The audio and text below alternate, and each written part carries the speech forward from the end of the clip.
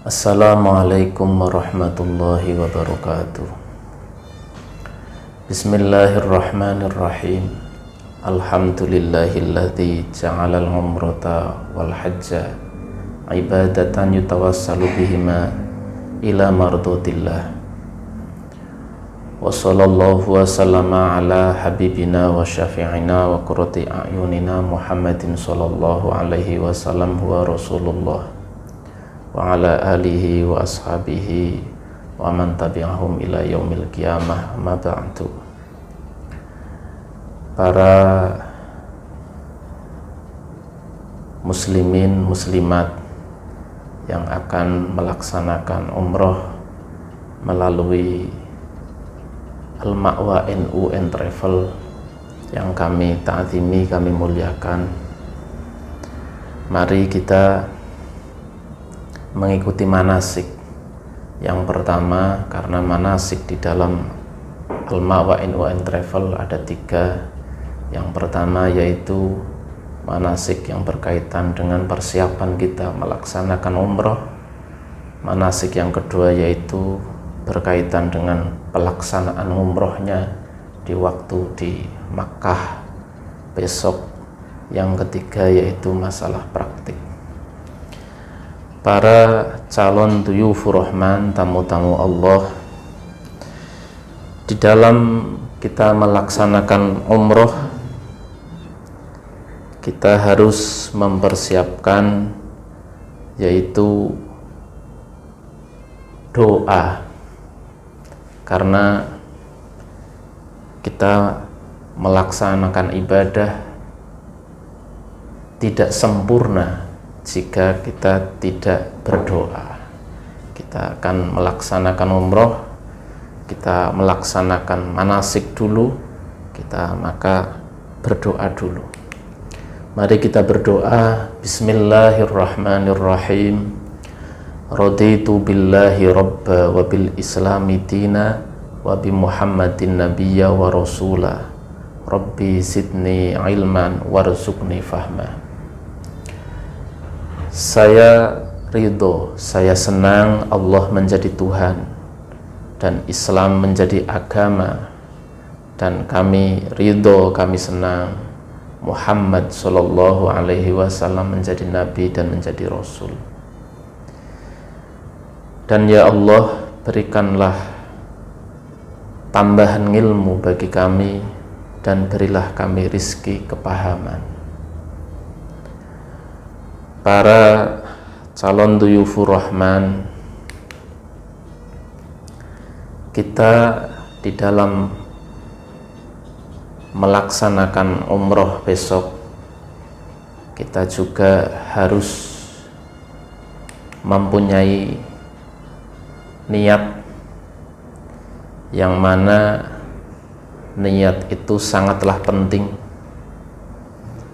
karena niat yaitu innamal a'malu binniyat wa innamal likulli imri'in ma nawa, fa in kanat hijratuhu lillah wa li rasulih fa kanat hijratuhu lillah wa li rasulih aw li imra'atin tunkihuha. Setiap amal itu tergantung pada niatnya. Apabila niatnya untuk Allah, maka amal tersebut akan menuju kepada Allah. Untuk Rasulnya, maka amal tersebut pun menuju kepada Rasulnya Allah.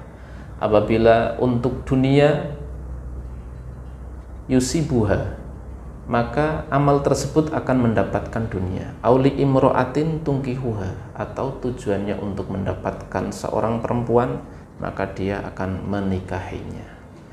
Maka niat di sini penting sekali, sehingga harus niat kita didasari untuk Allah, yaitu dengan kata-kata lillahi ta'ala. Maka dalam kita berniat, yaitu ada tujuan untuk Allah Subhanahu wa ta'ala. Jangan kita melaksanakan umroh tujuannya untuk dipanggil biar lebih berwibawa. Sebagaimana orang yang haji pulang dipanggil Pak Haji, Bu Haji. Orang yang mau umroh, orang yang umroh kepengen dipanggil Pak Umroh. Tidak demikian. Sehingga kita melihat pada niat sholat, usolli fardhu dhuhri arba'a raka'atin mustaqbilal qiblati adaan lillahi ta'ala. Saya melakukan sholat duhur 4 rakaat menghadap kiblat fardu karena Allah Ta'ala. Itu niat yang benar. Sehingga di dalam pembahasan kitabnya Syekh Ibrahim Al-Bajuri, di sana diterangkan bahwa ikhlas itu ada 3. Sebagaimana orang yang membaca Quran, ada yang pertama niatnya biar rizkinya jembar, rizkinya mudah. Ada juga orang yang membaca Al-Quran niatnya mendapatkan pahala, jauh dari neraka, masuk surga. Ada juga yang apabila dia melakukan membaca Al-Quran, beribadah, niatnya semata-mata karena mencari ridhonya Allah Ta'ala. Sehingga ada ikhlasul abidin, ada ikhlasul zahidin, ada ikhlasul muqarrabin. Sebagaimana orang yang sholat duha. Orang sholat duha, ada yang sholatnya karena mencari rizki, biar rizkinya mudah. Ada yang sholat duha tujuannya mencari surga. Ada yang sholat duha tujuannya mencari ridhonya Allah Ta'ala. Maka kita melaksanakan umroh, tujuan yang paling istimewa yaitu tujuan mencari ridhonya Allah Subhanahu wa Ta'ala. Para calon duyufur rahman yang kami muliakan, apabila ada suatu amal tujuannya tidak pada 3 tersebut, tidak ada kaitannya dengan Allah, semisal membaca Quran tapi biar dipuji bacaannya yang bagus, membaca Quran biar mendapatkan upah dari seseorang. Begitu juga apabila kita umroh tapi tujuannya untuk selain Allah, tidak mencari biar rezekinya tambah luas diberi oleh Allah, tidak mencari yang dari Allah, tidak kepengin surga, tidak mencari ridhonya Allah, tidak unsur 3-tiganya, maka umroh itu bertujuan li khairillah, bukan karena Allah, sehingga nanti ibadahnya malah mardudatun la tuqbalu, ditolak, tidak diterima oleh Allah Subhanahu wa Ta'ala. Ini tujuannya umroh kita harus ada niat, karena niat itu apabila sudah ta'alluq kepada Allah, ada hubungannya dengan Allah, baik itu mencari rizki, baik itu mencari surga, atau tujuannya mencari ridho Allah, itu semuanya sudah kegolong ikhlas. Apabila di luar itu, maka tidak dinamakan ikhlas. Para calon duyufur rahman, umroh itu sama dengan haji dalam arti lughat dan secara arti syara'. Secara bahasa, haji dan umroh maknanya yaitu al-qasdu, mempunyai tujuan. Adapun secara hukum syariat, syar'an, haji dan umroh yaitu qasdu baitil harami lin nusuki, menuju baitil haram, menuju Ka'bah karena lin nusuk, karena mau melaksanakan ibadah. Di sini maka seseorang apabila dia sudah melewati tempat niat itu dinamakan dengan yaitu mikot makani. Seseorang apabila mau menuju Makkah mau menuju Baitul Haram, dia pasti melewati mikot makani, baik Bir Ali, baik dari Tan'im, baik dari tanah timur, barat, semua akan melewati mikot makani. Maka apabila seseorang melewati mikot makani, disunahkan untuk berniat ihram. Ihram itu menahan diri dari apa yang diharamkan.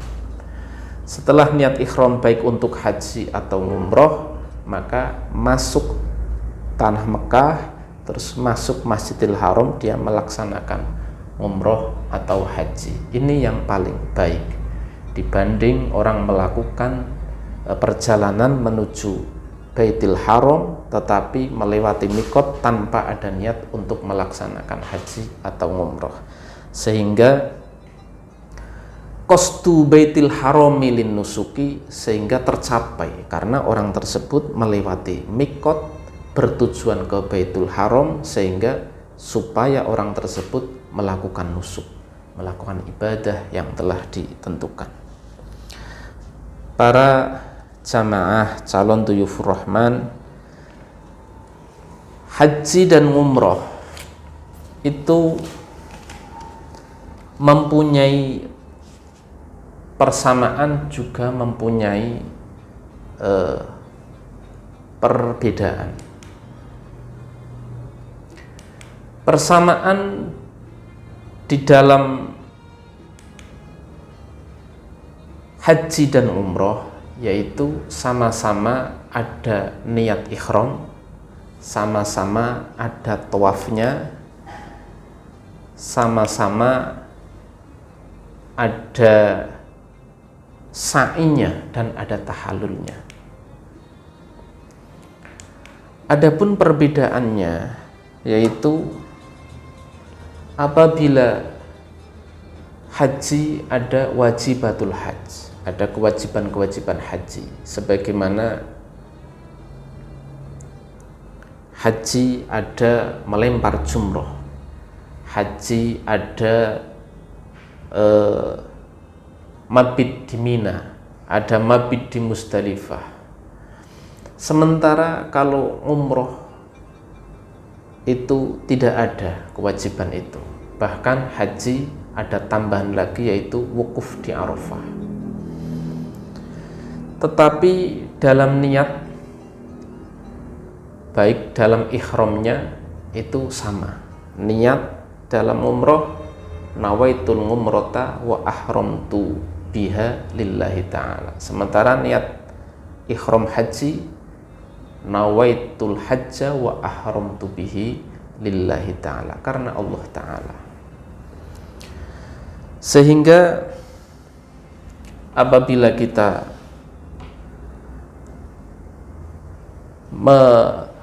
meruntut dari awal, kalau haji ada syarat wajibnya, begitu juga umroh. Umroh itu juga ada syarat-syarat melaksanakannya, yaitu ada Islam, baligh, akal, merdeka, punya perbekalan, juga punya kendaraan dan aman jalannya. Sama syarat tersebut juga berlaku pada umroh. Cuman kalau rukun haji itu ada 4, sementara kalau rukun umroh itu ada 3. Kalau rukun haji ada wukuf di Arafah, kalau rukun umroh tidak ada wukufnya. Adapun pekerjaan tawafnya, sa'inya, tahallulnya sama. Cuman kalau haji, tahallulnya yaitu waktu di Mina. Kalau umroh, tahallulnya yaitu waktu di Marwah. Para calon duyufur rahman, adapun hukum melaksanakan haji dan hukum melaksanakan umroh ini, kalau haji satu umur wajib 1 kali, begitu juga umroh. Umroh itu juga satu umur satu kali. Dalam sabda Allah Subhanahu wa ta'ala, wa atimul hajja wal umrata lillah. Kata-kata wa atimul hajja wal umrata di sini menggunakan wawu yang kalau dalam grammar Arab wawu itu wawu athof yang mempunyai arti mutlaqul jam'i. Sempurnakanlah haji dan umrohmu lillahi ta'ala, karena Allah. Wa atimul hajja wal umrata, maknanya antara haji dan umroh sama-sama harus disempurnakan. Kalimatnya berbentuk fi'il amar, atimu al-hajjah, sempurnakanlah kamu semua pada haji dan umrohnya lillah, karena untuk Allah. Ini menunjukkan yang disempurnakan tidak haji saja, tetapi umrohnya juga harus disempurnakan. Maknanya apabila kedua-duanya diperintahkan oleh Allah, maka kedua-duanya harus dilakukan.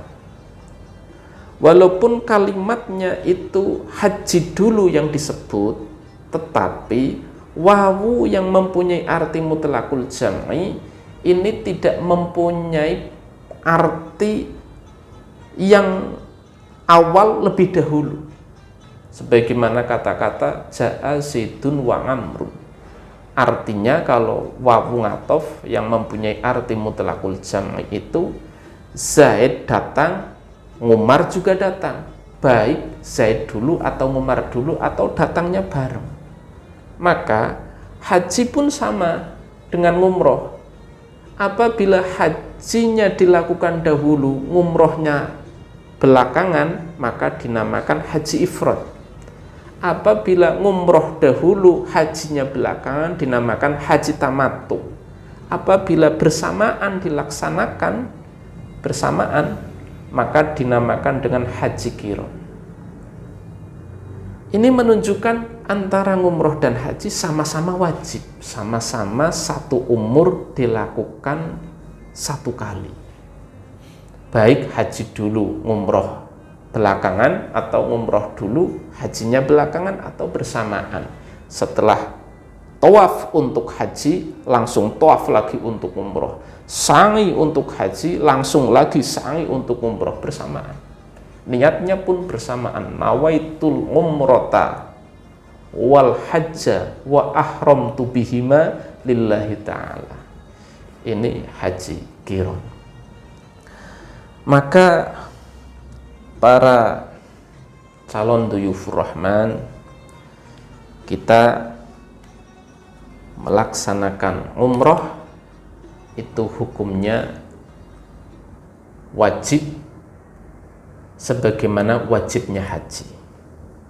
Cuman yang menjadi kendala apabila kita melaksanakan umrohnya bersamaan dengan haji, ini membutuhkan waktu tunggu yang lama, sehingga apabila orang-orang yang kurang mempunyai keyakinan umurnya sampai pada batas tunggu haji yang lama itu, maka kami menganjurkan barangkali tidak menjumpai masa tunggu haji yang lama, maka baiknya melaksanakan umroh. Seandainya kita tidak terpanggil untuk melaksanakan haji, toh kita sudah melaksanakan umroh, karena dua-duanya antara haji dan umroh sama-sama harus disempurnakan.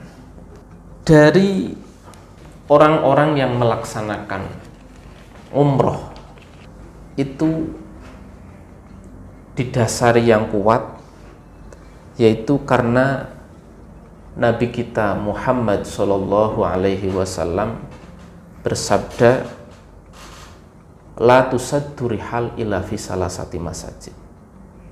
Kendaraanmu, rihalmu, ontamu kalau zaman dahulu, kalau sekarang kendaraan, jangan kamu parkir kecuali di 3 masjid, yaitu Masjidil Aqsa, yang kedua Masjid Nabawi di Madinah, yang ketiga di Masjidil Haram.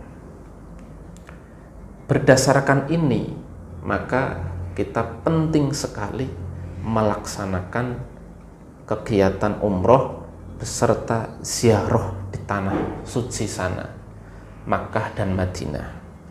Karena disampaikan oleh sahabat Jabir dari Nabi kita Muhammad Shallallahu Alaihi Wasallam, Nabi bersabda, "Salatun fi masjidi hadza afdhalu min alfi salatin fi ma siwahu." Salat di masjidku ini, Masjid Nabawi, itu lebih afdol, lebih utama dibanding 1000 salat yang dilakukan di selain masjidku. Ilal Masjidil Haram, kecuali Masjidil Haram. Fa inna sholata fihi afdhalu min mi'ati alfi sholatin fi masiwahu. Kecuali di Masjidil Haram, sesungguhnya sholat di Masjidil Haram itu lebih utama dibanding 100.000 sholatan di selain Masjidil Haram. Ini yang mendasari.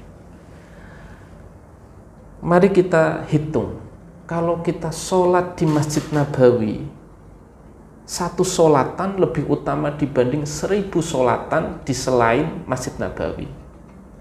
Maka apabila lipat gandanya itu 1000, apabila kita sholat, iktikaf, terus baca Al-Quran, terus kita iktikaf lagi di Masjid Nabawi 1 hari 1 malam, maka di selain Masjid Nabawi itu harus dilaksanakan 1000 hari. Kalau di Masjid Nabawi cuma 1 hari. Kalau di selain Masjid Nabawi harus 1000 hari.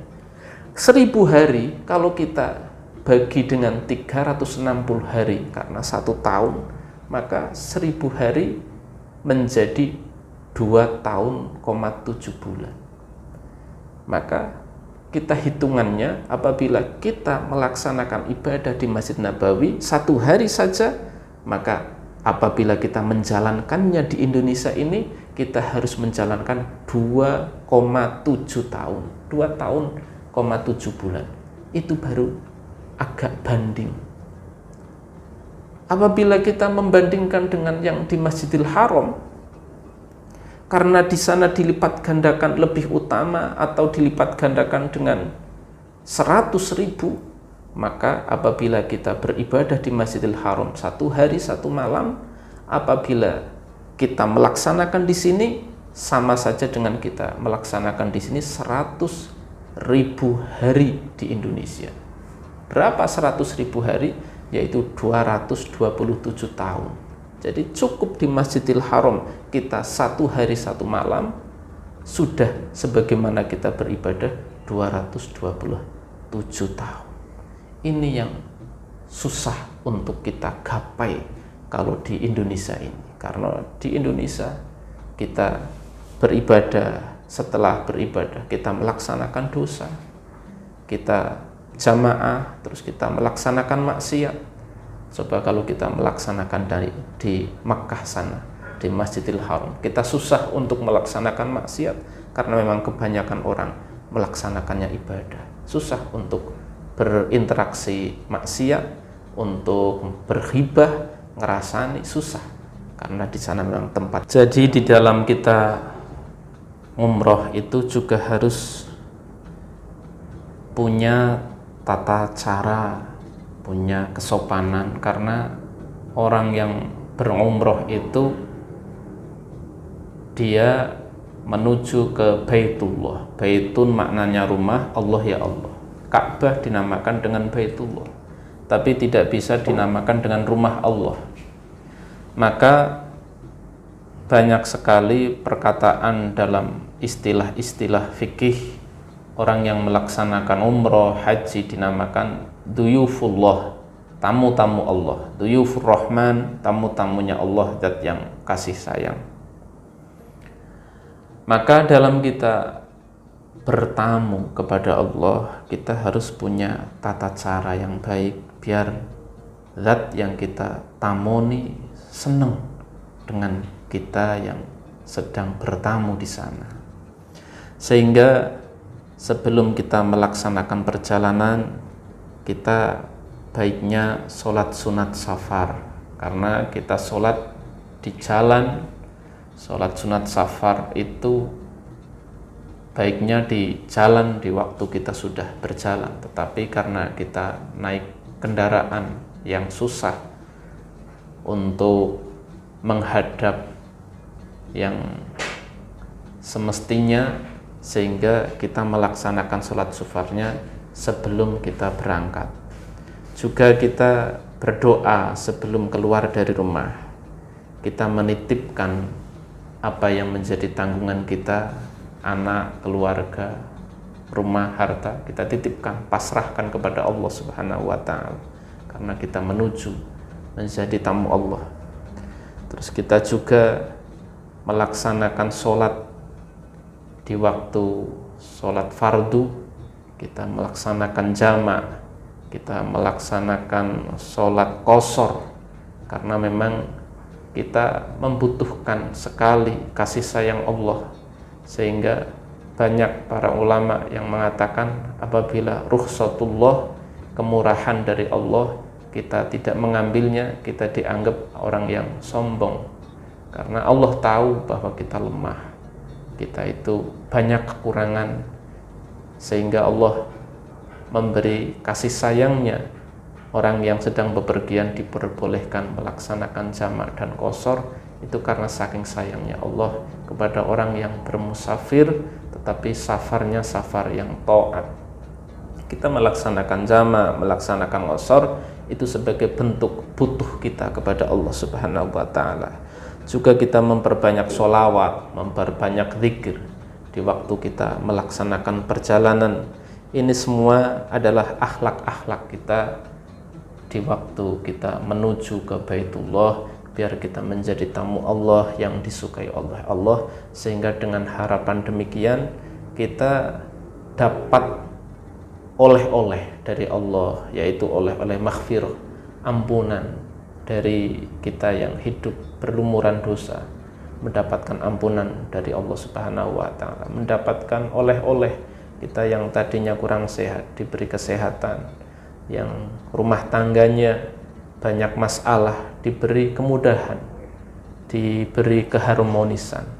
Begitu juga keluarga, anak yang sedang sibuk, sedang susah ngurusi sekolahnya, ngurusi macam permasalahan, kita diberi oleh-oleh oleh Allah Subhanahu wa Ta'ala menuju kesuksesan, menuju kemudahan semua masalah itu semuanya dari Allah.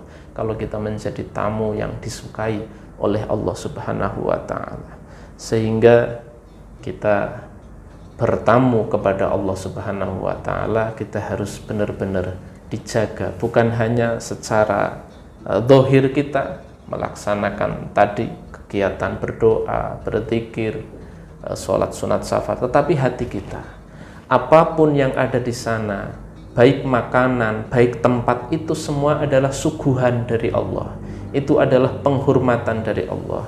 Jangan kita mencela, jangan kita mencaci, karena semuanya itu sudah biidznillah, biqudratillah, itu semua dari Allah Subhanahu wa Ta'ala, baik apapun yang terjadi. Karena kami melayani dari Al-Ma'wa sudah kami perhitungkan sebaik mungkin, tetapi kita juga tidak mampu apabila kita berkaitan dengan kebijaksanaan pemerintah Arab atau kondisi-kondisi yang tidak kita bisa mengendalikannya.